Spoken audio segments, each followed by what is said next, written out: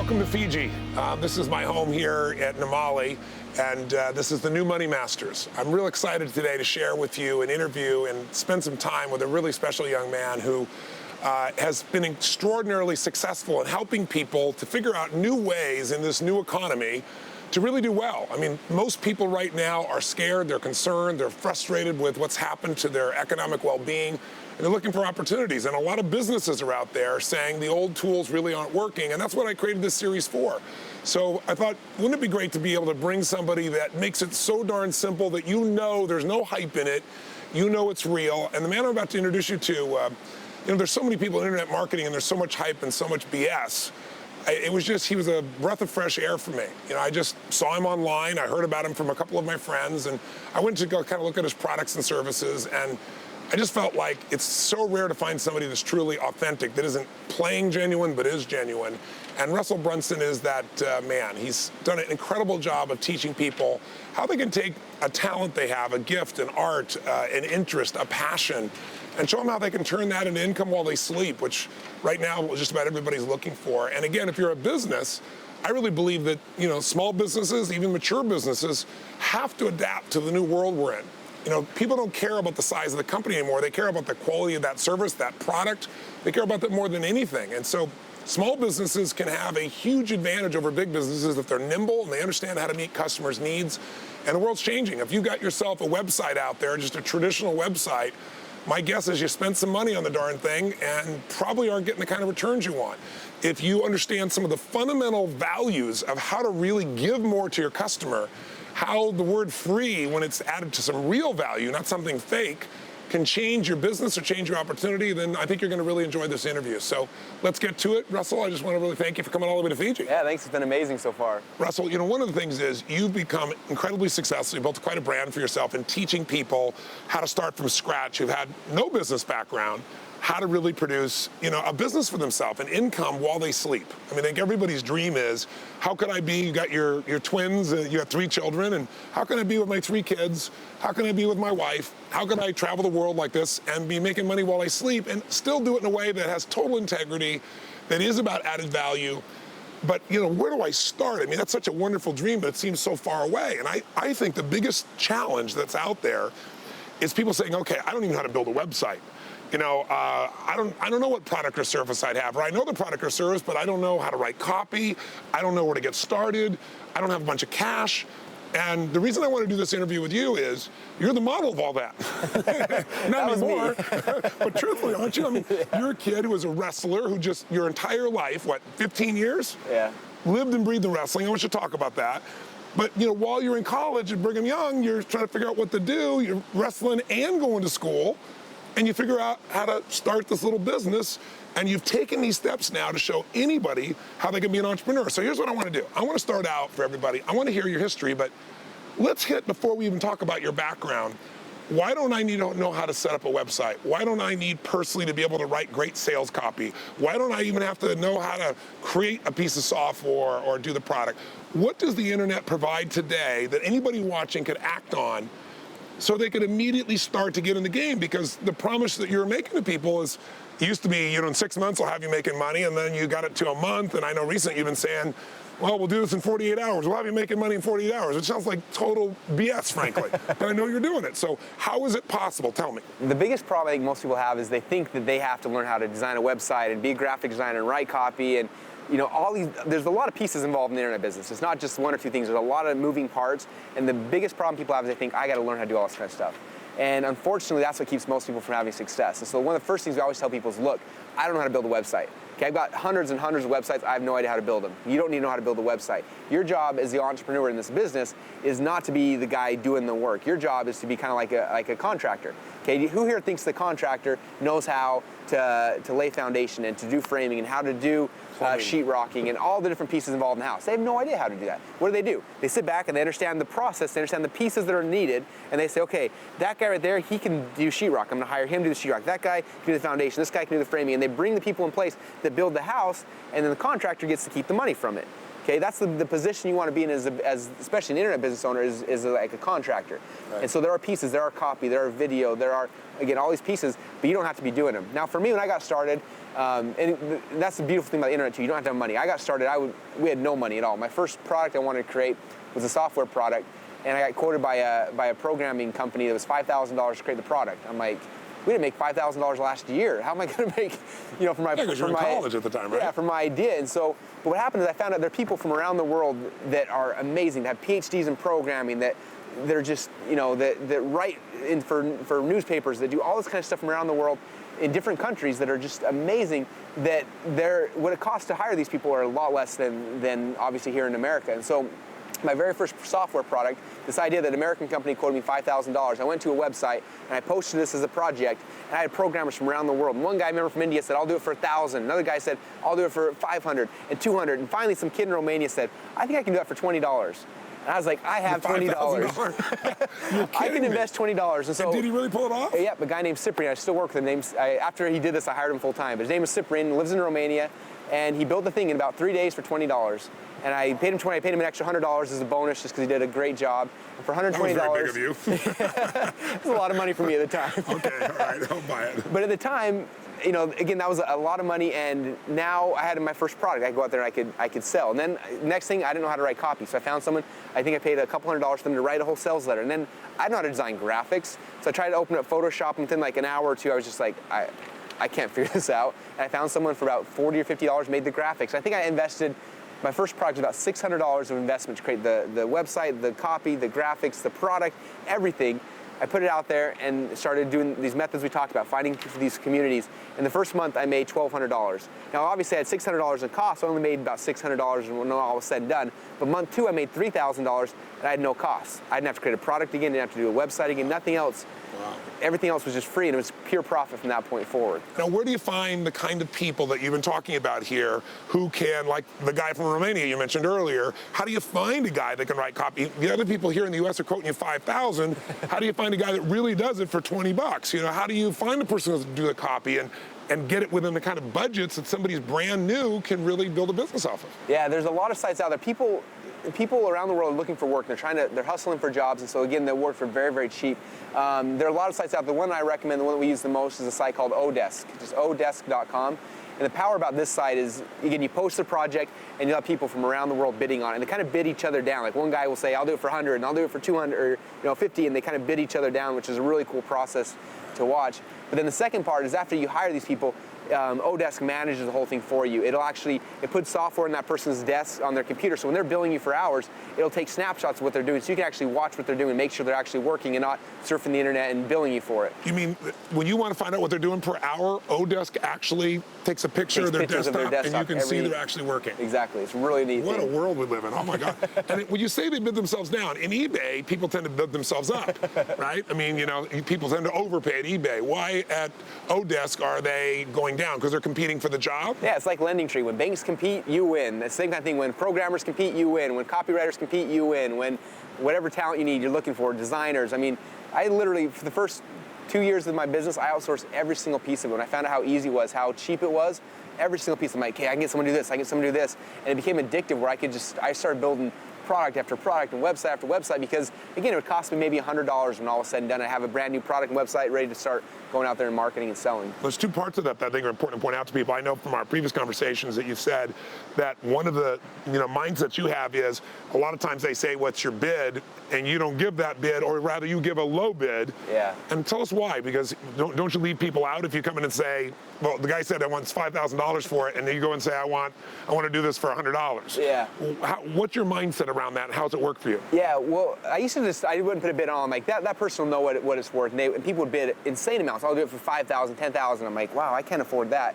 So I started knowing, let's say I'm willing to pay $1,000 for a project. I come in, I'll bid $250.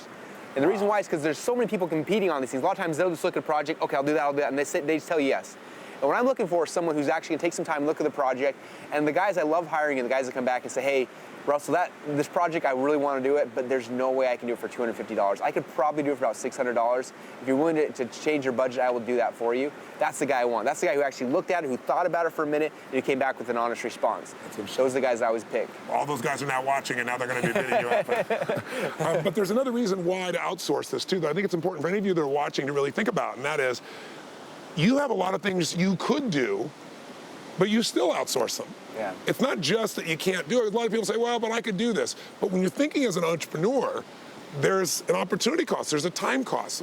Where's your mindset about that, and how important is that for someone to get if they're going to really build a successful business, do you think? Yeah, opportunity cost, that's at my college, my 5 years in college, that was probably the most important thing, and really the one thing I really took away from my experience that made it worth the investment, I guess, was opportunity cost. You learned about the importance of that there. Yeah, I remember my teacher talking about it the first time, and he said, look, every choice you make has an opportunity cost. Yeah, you can go and you can get a job making $100,000 a year, but what was the opportunity cost? What else could you have done instead? And so I started looking at things like that. So in my business, I started looking at, first time I opened up Photoshop to try to learn how to design graphics. I sat there for 4 or 5 hours trying to design graphics and layout, and it didn't look good. And I spent all this time designing graphics, and I was thought, how much is my time worth?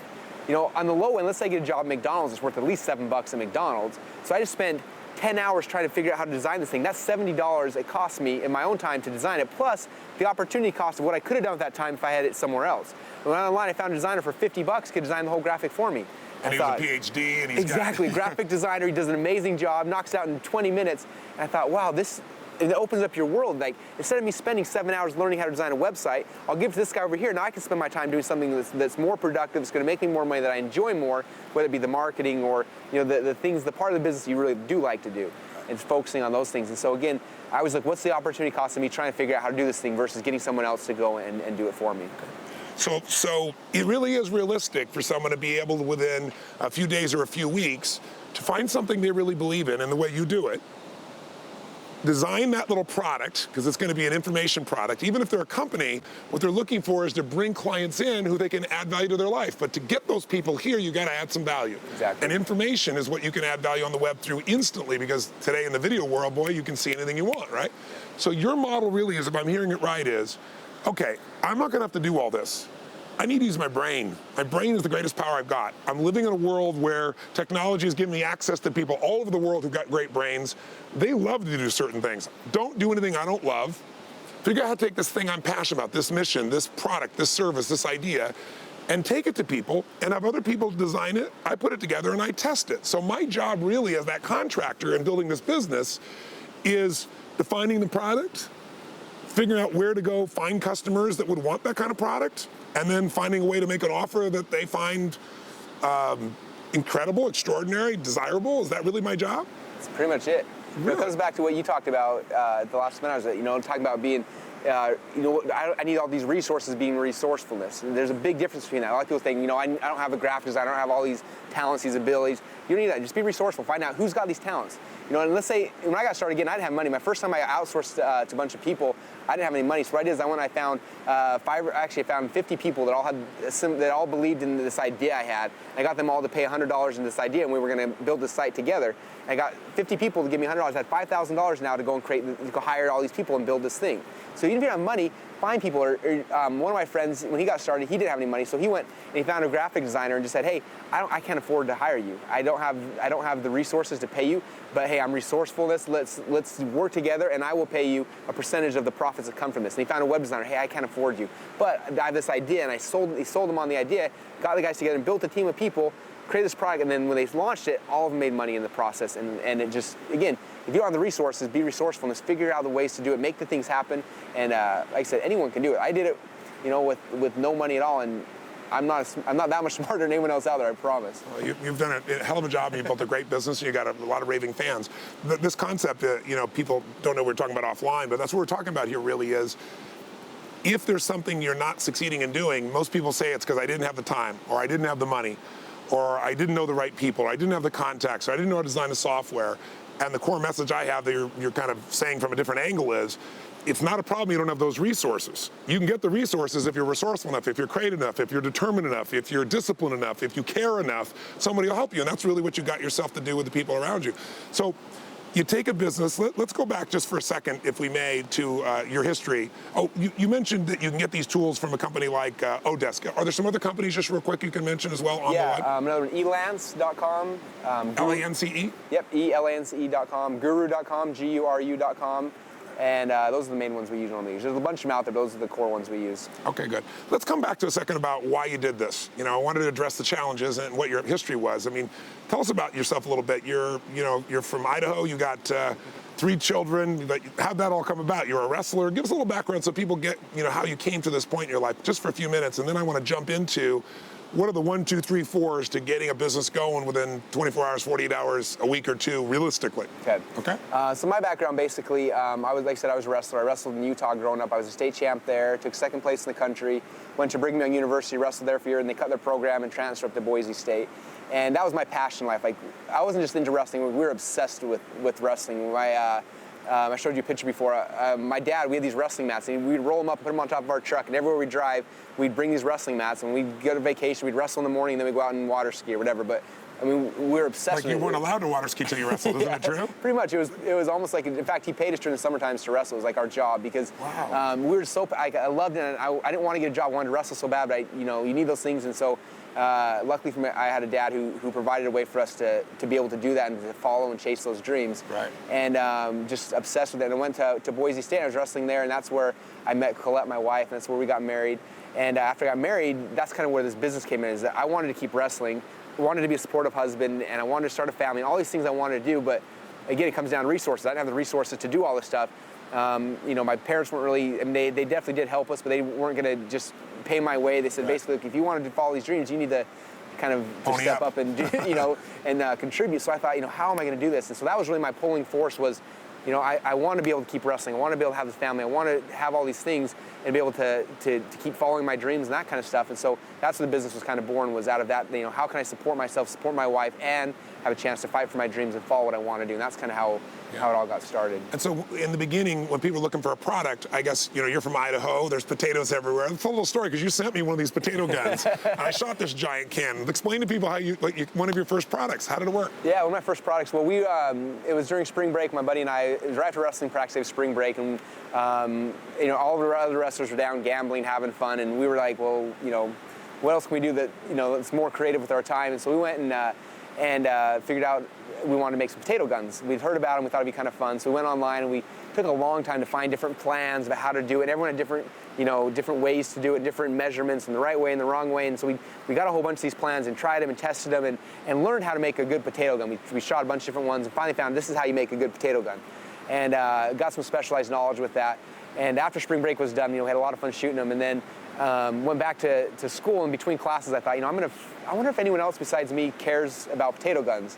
I jumped online and found out that about 18,000 people a month at the time were searching just on Yahoo, not even counting Google, but were searching for how to make a potato gun. Unbelievable. And I thought, you know what? I now have specialized knowledge on how to make a potato gun. I went through thousands of pages of the internet. I got tons of different plans. We learned the right way, the wrong way. We had some tests. We knew what the best way to do it was. I'm going to create a product and see if anyone's actually going to buy this. And you learn some of these skills I learned from some other marketers and put together just a simple DVD, something that literally took us a day to put together. And that was a secret too, wasn't it? I mean, there's a different how people perceive value, and the way we learn. Somebody hands you a manual, nobody reads it. You put on a video and you show people how to put the thing together. It's really easy. You see what to do. You can do it right away, and they get a real result. Yeah. I mean, how big a difference do you think it made that you did a DVD as opposed to, a manual? Well, no, it would have been hard to sell a manual. And the thing about it too that's interesting about this whole new economy, this new world, is that a lot of people think the products need to be this huge production. You need a Hollywood production with 30 cameras and this kind of stuff. But the reality is, when someone wants to learn how to make a potato gun, they don't really want to go watch Hollywood teach them how to make a potato gun. They want a guy in his backyard who actually knows how to do it. They're looking for a handy cam. They think it's cool that it's like behind the scenes. We're used to YouTube videos. We're used to information in this type of format. And so that's the big thing, is that you don't have, it's not the same kind of production it had to be 5 years ago, 10 years ago. People are used to that. They just want the content. That's what it comes down to. The quality is important, but the most important thing is the content. That's what people are looking for. And if you can provide that, provide the value, they'll look past the fact that it was shot on a flip video. Flip video camera that we made in our, in our basement. So. And how long did it really take you to make this little product? We did it in one day. So that's how you really do this. You made the video, and then what happened? How did you knew all these people were searching for potato guns. You had this cool little product now, so how did you go market it? It was actually before we even had the DVD done. We filmed it, but I hadn't burned it on. I didn't even know how to burn it on DVD at the time. We found someone to outsource it to who actually burned it later on. You're kidding. But we put it up there. So I put up a little website and just talked about it. Said, hey, we searched the internet for years trying to find potato guns. It was really big a pain. We cut out the thing. We actually made a DVD of us making potato gun. It's gonna save you guys tons of time. A lot of people they show you the wrong way to do it. There's people that have guns blow up in their hands. We don't want you that happen to you. So we made a DVD to showing you the right way to do it. It's really simple. It took us however many hours to put it together. So we're just gonna charge. I think it was like $20, maybe $27. I think we're selling for the time. Right. And just had a little order button. That was about it. And so went online, and first off, I didn't know how to use Google at the time, Google like pay-per-click, but I had an account, so logged in there, and I just knew people were looking for potato gun, spud gun, pneumatic gun. There were like 5 keywords that I just guessed. I put those in there.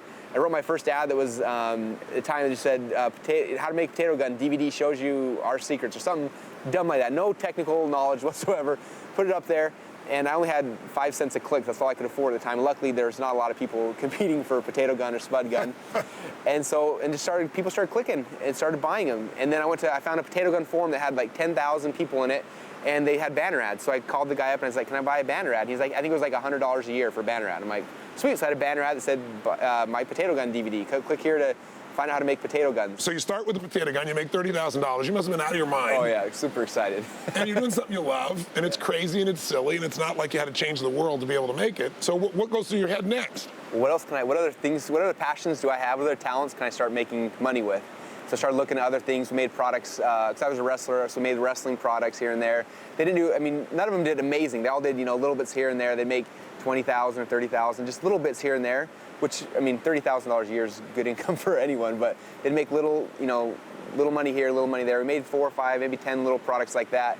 And then what happened is a lot of my friends, my family members, people kept seeing what I was doing. They're like, how in the world are you making money with these stupid ideas? Like, they first thought I was lying, but they kept seeing kind of the results of the business. We were getting nicer houses and different cars and eating at different places. And so they started asking a lot of questions like, how are you doing this? How are you doing this? And so that time we decided to put on a workshop, just initially supposed to be for my friends and family.